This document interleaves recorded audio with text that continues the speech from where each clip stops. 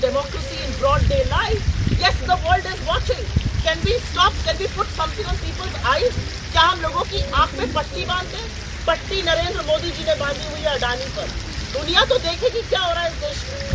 हमारा बिल्कुल उससे कोई लेना देना नहीं है। जो दुनिया देख रही है वो ये देश देख रहा है। आपको क्या लगता है हम दुनिया की आंखों पर जाके पट्टी बांध देंगे? क्या दुनिया नहीं देख रही कि भारत का जो सबसे प्रखर, सबसे प्रमुख, सबसे मजबूत विपक्ष की आवाज है, उसको आपने कुचल दिया, करने का प्रयास किया है। आपने उनकी सदस्यता रद्द कर दी, और किस मसले पर करी और किन आक्षेपों के पीछे आप छुप रहे हैं? क्या दुनिया नहीं देख रही है? क्या देश नहीं देख रहा है? आपकी सारी पोल पट्टी, आपके चेहरे का वो नकाब उतर चुका है और ये देश आज पूछ रहा है अडानी और आपके संबंध क्या है। और अडानी को बचाने के लिए अगर आपको लगता है कि राहुल गांधी की सदस्यता रद्द करके आप उनको बचा लीजिएगा तो आप मुगालते में। सत्ता की जरूरत आपको है अडानी को बचाने के लिए। सत्ता की जरूरत आपको है राहुल गांधी को चुप कराने की कोशिश करने के लिए। सत्ता की जरूरत आपको है विपक्ष को डराने धमकाने के लिए। सत्ता की जरूरत आपको है संरक्षण देने के लिए अडानी की। राहुल गांधी के साथ सत्य है और वो सत्य की लड़ाई सदन और सदन के बाहर लगातार लड़ रहे हैं और मजबूती से लड़ी जाएगी।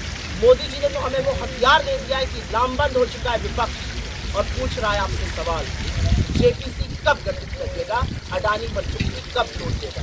और अब ये सवाल विपक्ष नहीं, अब ये सवाल देश पूछ रहा है। राहुल गांधी का घर खाली कराने को लेकर नोटिस आ चुका है, उन्होंने भी भेजी है, किसी जांच के लिए जल्दी खाली करेंगे। नया कहना राहुल गांधी का क्या होगा? राहुल गांधी जी को ये घर नरेंद्र मोदी जी की कृपा से नहीं मिला था। राहुल गांधी 4 बार के चुने हुए सांसद हैं। एक सांसद होने के नाते, लोगों के मैंडेट के नाते, जिन लोगों ने उनको चुना, उनको अधिकृत किया कि उनको ये घर मिले। पहली बार घर खाली कराना, आशिया उजाड़ना, आपको लगता है इससे राहुल गांधी चुप हो जाएंगे? एक्चुअली प्रॉब्लम ये है कि राहुल गांधी ने इनको इतना व्यथित कर दिया, इतना विचलित कर दिया है, इन बेचारों को समझ में नहीं आ रहा है ये करे क्या। इनको लगता है कि राहुल गांधी की सदस्यता रद्द करके या घर खाली करा के राहुल गांधी जी सबके लिए तैयार है। जब हमारा नेता बाहर आकर कहता है कि मैं हर कीमत चुकाने को तैयार हूं, तो उसकी रगों में शहादत का खून है। उनको लगता है कि वो राहुल गांधी जी को चुप करा देंगे। राहुल गांधी जी के पिता ने और उनकी दादी ने इस देश के लिए शहादत दी। आपको लगता है राहुल गांधी जी का घर ट्रांसफर करा के, घर हटवा के आप चुप करा दीजिएगा? एक्चुअली अब जो राहुल जी बोल रहे हैं वो जनता और प्रखरता से बोलेंगे, इससे वो डरते हैं। आगे वो कहाँ जाएंगे, क्या रहेंगे, मुझे नहीं लगता कि इस सार्वजनिक प्लेटफॉर्म पर मुझे इसकी वजह करनी है।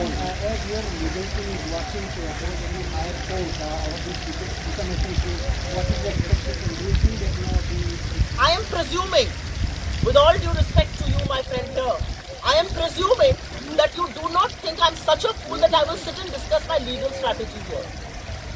The BJP is extremely worried about what the Congress will do.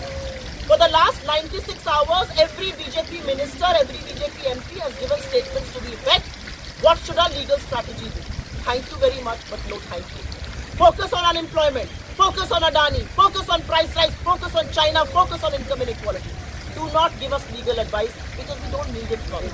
हमारी जो रणनीति होगी लीगल तौर पर या पॉलिटिकल तौर पर, उसका जवाब मैं प्रेस कॉन्फ्रेंस में तो नहीं दूंगी। और मुझे बहुत शुक्रिया अदा करना है भाजपा की उस मुफ्त सलाह का जो हर मंच से वो दे रहे हैं कि हमारी रणनीति क्या होनी चाहिए लीगल तौर पर। वो हमारे वकील देख रहे हैं। आपकी नसीहत की हमें जरूरत नहीं है। अपना टाइम जाया मत करिए। अपना टाइम आर्थिक असमानता में, गरीबी दूर करने में, महंगाई कम करने में, रोजगार बनाने में और अडानी का सच का जवाब देने में लगाइए। हमें आपकी लीगल नसीहत की जरूरत नहीं है, ये मैं भाजपाइयों से कहना चाहती हूँ।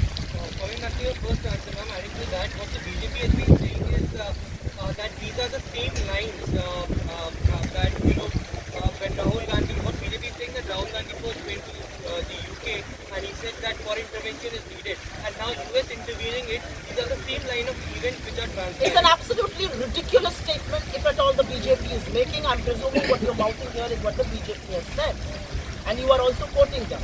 It's an absolutely ridiculous statement because Rahul Gandhi in UK put Indian democracy at the center stage. Rahul Gandhi in UK said that Indian democracy is a public good. Bharat का लोकतंत्र विश्व के लिए सौगात है। हिंदी और अंग्रेजी में मैंने दोनों भाषाओं में बोल दिया है। उस पर भाजपा को आपत्ति है, उसी पर तो वो वक्तव्य देना चाहते थे। He wrote twice to the speaker. 2 बार उन्होंने स्पीकर को लिखकर परमिशन मांगी, 1 बार मिलकर मांगी। स्पीकर ने कहा मैं आपको बोलने का समय नहीं दे सकता हूँ, मेरे साथ एक कप चाय पी लीजिए। बोलने क्यों नहीं दिया गया?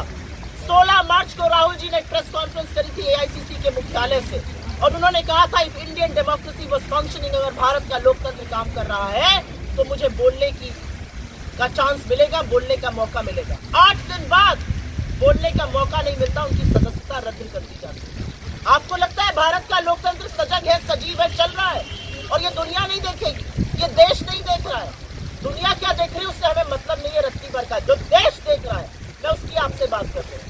हमारा लोकतंत्र तब कमजोर होता है जब विपक्ष की सबसे मजबूत आवाज को दबाने का प्रयास किया जाता है। हमारा लोकतंत्र तब कमजोर होता है जब नामबंद होकर विपक्ष आपसे JPC की मांग करता है और सरकार सदन नहीं चलने देती। ये कमजोर होते हुए लोकतंत्र का प्रतीक है, परिचायक है।